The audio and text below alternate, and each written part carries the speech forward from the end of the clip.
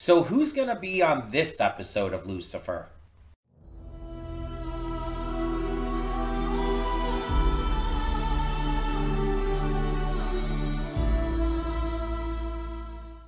Hey everyone, welcome to Prince the Gay. I'm your host Connie, and today we are here with my blind reaction to episode 6 of season 2, I believe.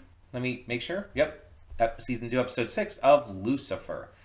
And yeah, this this was interesting last time because last episode had a couple guest stars.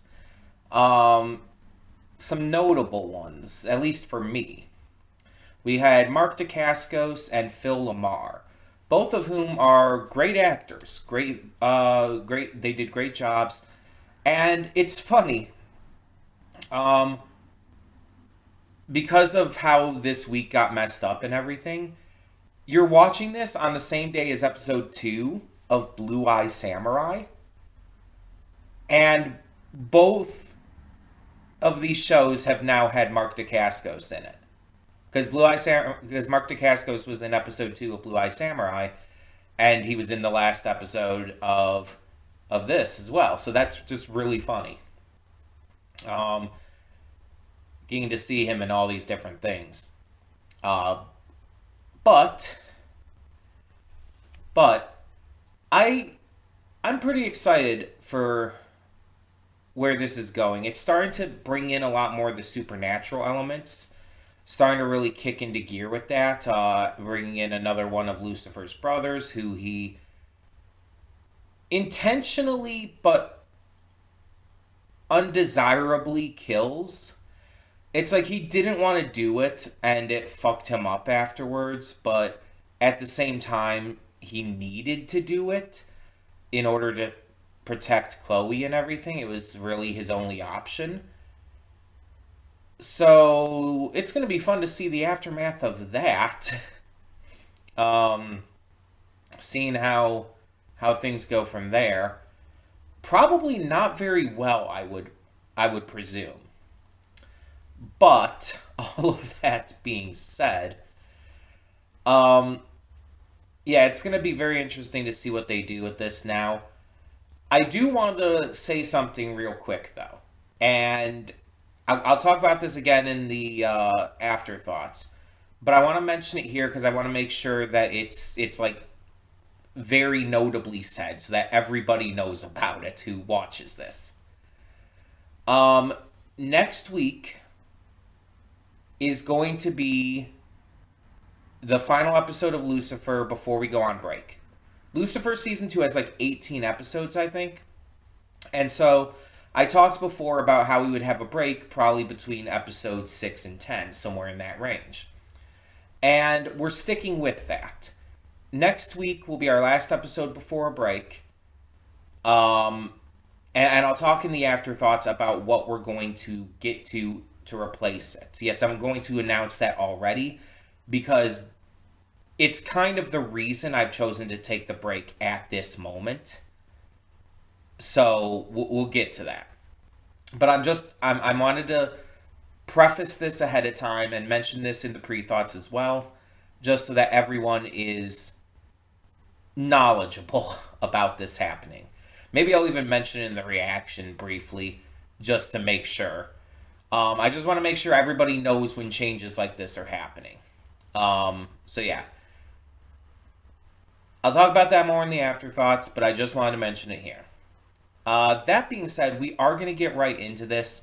I don't know how much time I have available today, so I want to make sure to use every second I can. So let's get into this and see what this episode has in store for us. Cutting in here real quick to remind you of all the awesome content we have on the channel. Between Monday and Friday, we have a plethora of awesome series reactions with 2 on Wednesday. We also have movie reactions every Saturday and Sunday. I do pre-record them during the week, but upload them on the weekend. And don't forget about the gaming stuff on the Princess of Gaming channel. We have Baldur's Gate 3 every single day, Horizon Forbidden West every Monday and Friday. Tuesdays and Thursdays is Life is Strange Double Exposure. Wednesdays and Sundays is Beyond Two Souls. And Saturdays we have Near Automata. don't forget to click the link in the description to get to today's video. I do redirect everything just due to copyright reasons. And please, subscribe to the channel and like this video if you want to see more awesome content such as this. But thank you so much, as always, for tuning in. Let's get to today's reaction. And we are back, and we'll begin with spoilers in 3, 2, 1, now. So in order to talk about this, I had to look up her name. I always forget her name, and I don't know entirely why, but I think it's because her name isn't said as much as other characters. Like, you hear Chloe's name, you hear Amenadiel's name, you hear Dan's name, you hear Maze's name all the time. But Dr. Linda Martin, you don't hear her name often enough, and I think that's why I always forget it. But let's talk about that ending before anything else. Him showing her the truth, we know Chloe has kind of seen it before, but it was like, I think through a reflection or something. Like, she didn't see it like entirely directly. And I think she's kind of like been in denial about it and most things, you know, that she's seen him do. But this is something that Linda's not going to be able to deny. She saw it very directly. She saw the change occur and then reverse. She knows now that every single thing he has told her has been 100% true, that he has not been lying to her. All of the angel demon terminology and lore and whatnot that he has said has been entirely factual. And I'm really, really interested to see how she handles this going forward.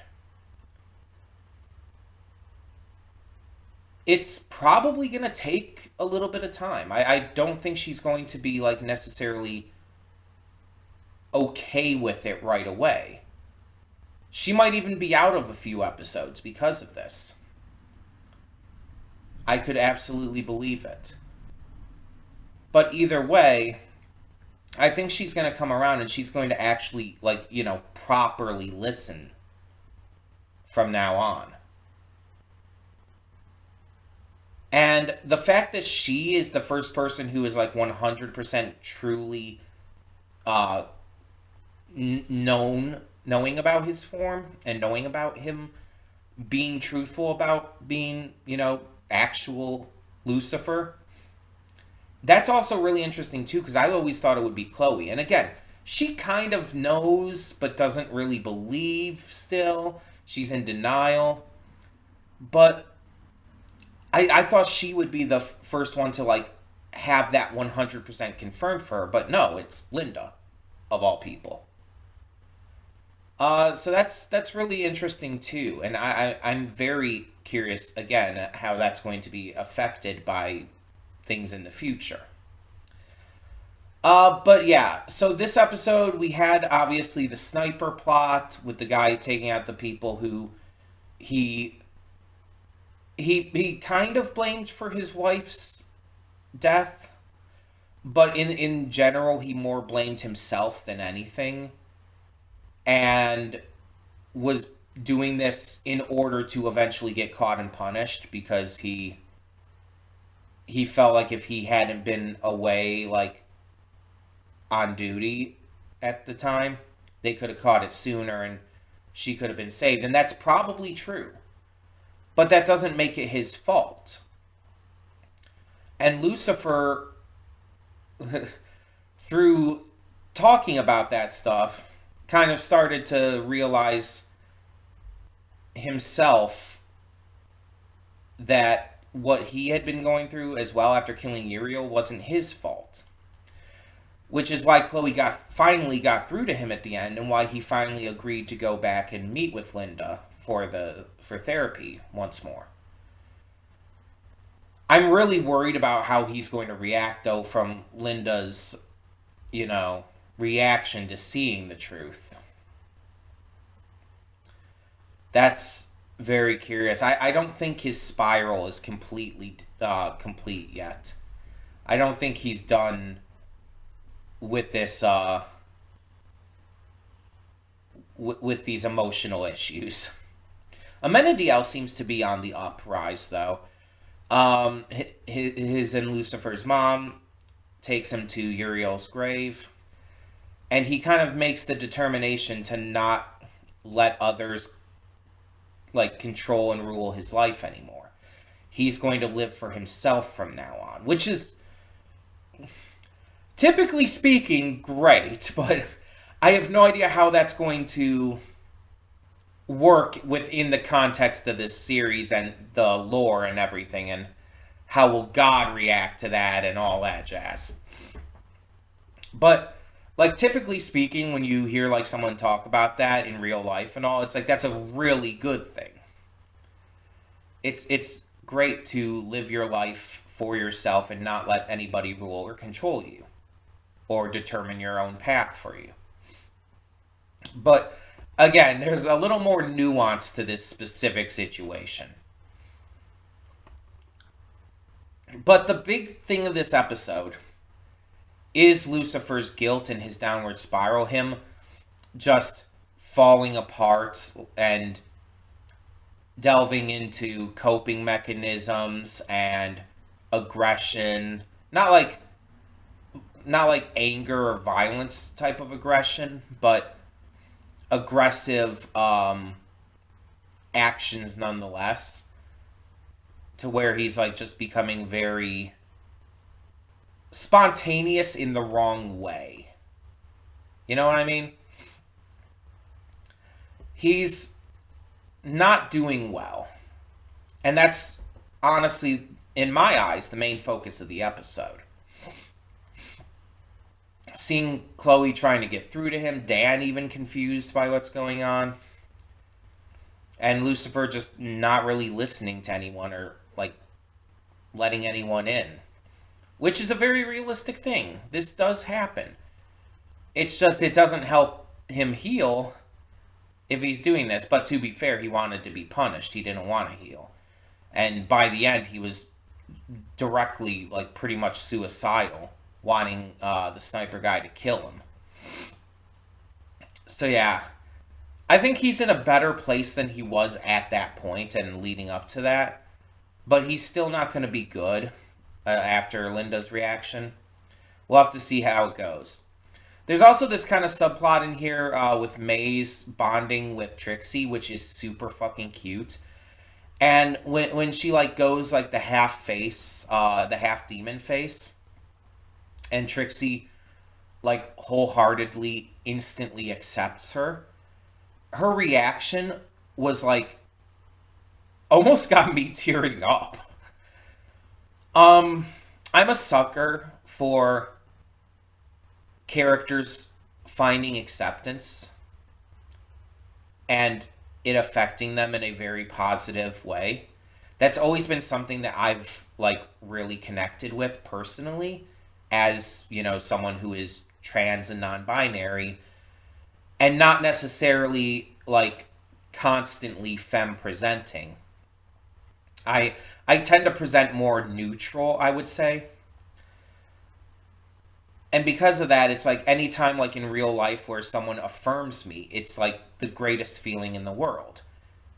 Affirmation is extremely important to a queer person, especially someone who is trans. And this, like, obviously can be taken in various different ways besides just queerness. You can obviously connect it to other things as well. But for me personally, that is what came to mind because of, you know, my personal experiences. You could tell Maze didn't want to do this transformation in the first place, but she was already growing attached to Trixie. She already liked her and did it for that sake. But you saw she had her turn around because she was afraid of what Trixie would say or do if she saw it happen. But then when Trixie saw it and like was like so excited by it and thought it was so cool, you saw Maze had a physical reaction to that. And by the end, after trick-or-treating is over, they're cuddled up sleeping on the couch after having watched scary movies or something. And it's like, this is the kind of character development I live for. Maze is always shown to be like this tough as nails, badass, very sexual um, type of character who is very self-assured. So, almost the kind of revelation, though it wasn't hard to see this coming, but still the kind of revelation that she's not only not self-assured, but that she probably has a lot of self-doubt and self-hatred in the same way that Lucifer does. It builds on her character exceptionally well. And showing her not only let her guard down, but actually almost break from something this young girl who normally Maze would have, like, you know, no connection, no interest in, no reason to care about. But this girl almost made her break down. And it's like, it was like this single instant you saw Maze let someone in. Like, actually let someone in. And I think that's going to be extremely important for her going forward. Like, while this episode was mostly about Lucifer and his guilt and everything, I honestly think I would say that Maze's thing here was more interesting to me. And even, like I kind of said, more important to me. Like, Lucifer's guilt was expected, and it went about how we thought it was going to go. The only surprise was that he revealed himself to Linda at the end. Otherwise, it went exactly how I expected it to. So there wasn't a surprise. It was sad, and it's like, yeah, you want to see him get over it. But this is like what you knew was going to happen. With Maze, that one caught me off guard. That one surprised me. Because it's like, obviously, she was going to soften up as the series continues. That was obvious. I just, one, didn't expect it necessarily here in season 2. I was expecting maybe season 3 or 4. But also, probably season 3. Not 4, because there's only 5 seasons, right? Or is there 6? There's 5 or 6 seasons. 4 would be a little late type feel. But it's not only that, it's also the way it was done caught me off guard. And like I said, almost made me cry. Because, again, I've been there. That reaction she had, I have had that exact reaction. Since coming out, there's been moments, especially early on, where I've been affirmed, where I've had that exact kind of reaction. Where I was expecting to be hated, to be looked at as like a freak or whatnot, but instead was met with affirmation, and I had that kind of gasping shock that warmed my heart. One such example, and I think I might have mentioned this before in like a previous video somewhere. This was pretty early in my transition. It was before I moved into this current house. We were at our old house still. So 2019 or before. For context, I came out as trans at the end of 2017. So it was pretty early on still. Back at the old house, we lived like within very close walking distance of a 7-Eleven. And I would go up there all the time to get drinks, snacks, etc. Sometimes a pizza, because they have the whole pizzas that are really good. And it weirds me out that 7-Eleven pizzas are amazing. but they really taste great, at least to me. Um, Getting off topic. Point is, I went there one time, like after having come out and everything. I wasn't dressed like in like any kind of like feminine attire or whatnot. Um, I believe I had already been growing out my hair at that point, and I might have had it dyed at that point already. Um, because I dyed it blonde back when I was still over there. But I would be wearing like something like this, a t-shirt, sweatpants, and I went up there, got my stuff, and the person working there like called me ma'am, like specifically used the gendered term ma'am for me. And I had that exact same reaction that Maze had in this episode.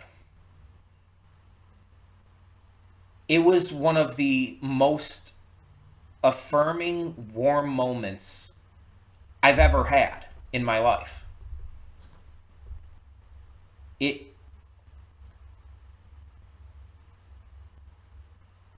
it made me feel like exceptional. And I don't honestly know if I ever saw that specific cashier again, because I don't think they were a regular one that I saw there. But I, I definitely was like bright red in the moment when I was leaving, like super like flushed, and I'm just really connected whenever this kind of thing happens with a character in any kind of media. It means a lot to me because again, I've been there. I know this exact emotion when you think you're going to receive hate but instead receive love,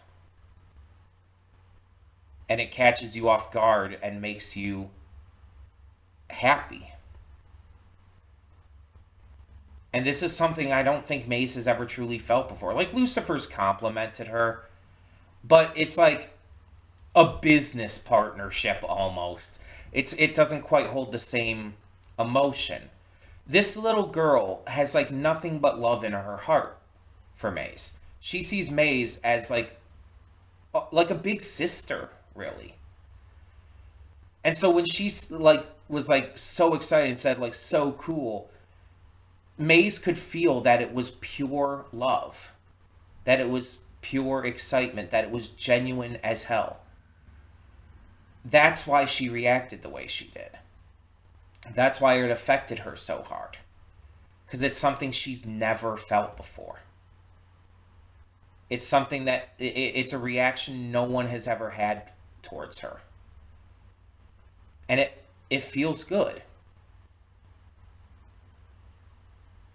And yeah, so that really affected me. That's definitely my favorite part of the episode. But I think with that, we want to talk about next week. So, like I said in the pre-thoughts, after next week, we are going to be taking a break from the series. This was always going to happen. I've mentioned it in previous episodes. Because of how long the season is and how I tend to do things on the channel and everything, I tend to take breaks from shows in order to refresh myself. I don't want even the possibility of getting burnt out on certain shows. And so to do it, it's like, oh, I'll take a little break, come back to it later. So at that point, we'll have done 7 episodes, which means there will be 11 left, which we should probably be able to get through. But we'll tackle that at that point. So that being said, what is going to replace it for the time being? Well, like I said in the pre-thoughts, the reason that we're taking the break at this exact moment is because of what it's being replaced with. To put it simply, a show is coming out. I do not want to wait to get to it. This is the only thing I could conceivably like put on break at this point or whatnot that would make the most sense to me. It's the only conceivable thing that I could really work with at the moment. Because at the beginning of December, that would line up perfectly for getting to replacing this after next week's episode. Is a new show that I'm both extremely excited for based off the trailer, but also extremely worried for because I know Netflix. And you know especially how Netflix's track record with great animated shows is. But I'm holding out hope, I'm holding out faith that maybe Gentry Chow versus the Underworld will break that streak. I'm hoping that this breaks that streak and isn't another glitch text, isn't another dead end paranormal park, but that this one sticks and it is able to tell its full story and is able to not be canceled. Because the trailer is like it looks really good. I don't remember like details about it exactly, but from what I can tell, Gentry Chow seems like teenage character, deals with demons and shit from the underworld. Looked really cool. Really cool, like, visual style, really cool art, really cool animation, really cool effects. And I'm excited for it. I don't want to wait on it, and like I said, the only conceivable spot I could put it on the schedule would be in this slot. Because again, I was already talking about taking a break but somewhere between episodes 6 and 10 of this season anyway. So it works out. So next week we'll get to episode 7. Normal day. Not like with all the issues we've had this week. We'll get to that next week. And then we will get to the following week, the first episode of Gentry Chow. I don't know how many episodes it's going to be right now. Knowing Netflix, probably like 8 to 10, which I'm fine with. I'm good with that as long as it tells its story well. But I'm really excited for it. I'm not going to watch the trailer again because I don't want to like really think about it. In fact, I'd rather forget about as much as I can from the trailer. But if you want to watch the trailer, I definitely suggest doing so. Get excited for the series, as long as you don't spoil yourself too much on it. Unless you're okay with doing that, then, you know, whatever. But, yeah. So, like I said, next week, still Lucifer. Lucifer episode 7. It's the week after that we go to, Gentry Chow. So, yeah.